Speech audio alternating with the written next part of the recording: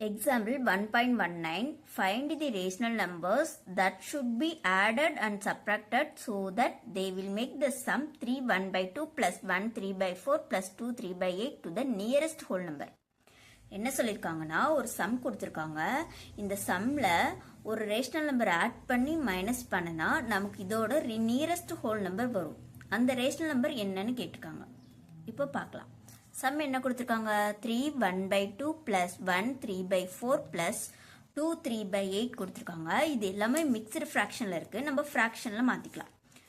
7 by 2 plus 7 by 4 plus 19 by 8. இதுக்கு LCM 8. So first நம்பரை 4ஆல் multiple பண்ணிக்கலாம். செகண்ட் நம்பரை 2ஆல் மல்டிபிள் பண்ணிக்கலாம். இப்போது டினாமினேட்டர் எல்லாமே சேம் 8. நியூமரேட்டர் டைரெக்டாக ஆட் பண்ணிக்கலாம். 28 plus 14 plus 19 61 by 8. இது வந்து ஃப்ராக்ஷன். நம்ம மிக்சர் ஃப்ராக்ஷனில் சேஞ்ச் பண்ணிக்கலாம். 8 61 7 time 56 5. So quotient remainder divided by divisor.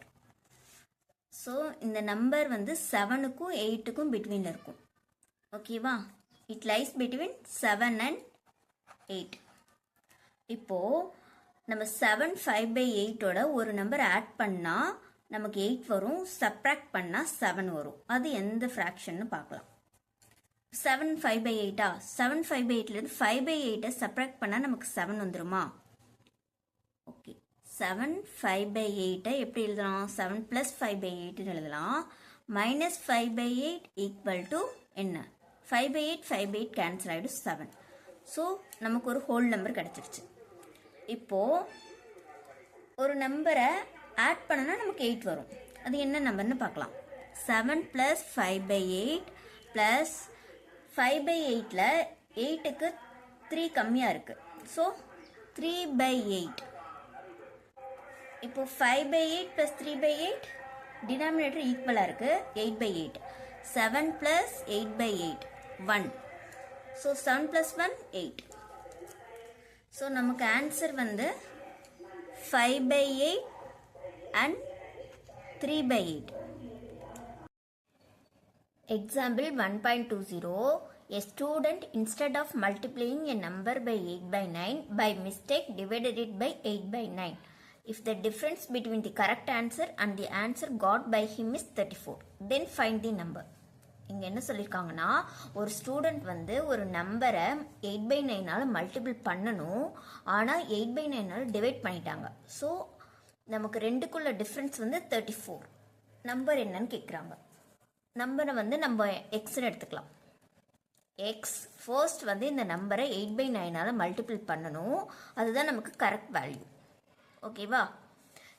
அப்போ நமக்கு ஒரு வேல்யூ கிடைக்கும் 8x by 9. இப்போது ராங் ஆன்சர் வந்து அவங்க மல்டிபிள் பண்ணுறதுக்கு பதிலாக டிவைட் பண்ணிட்டாங்க. So X divided by 8 by 9. X into 8 by 9 மேலே போச்சுன்னா 9 by 8 which is equal to 9x by 8. Correct value wrong value ரெண்டுக்குள்ள டிஃப்ரென்ஸ் தான் 34. So 9x by 8 difference 8x by 9 தான் நமக்கு என்ன? 34.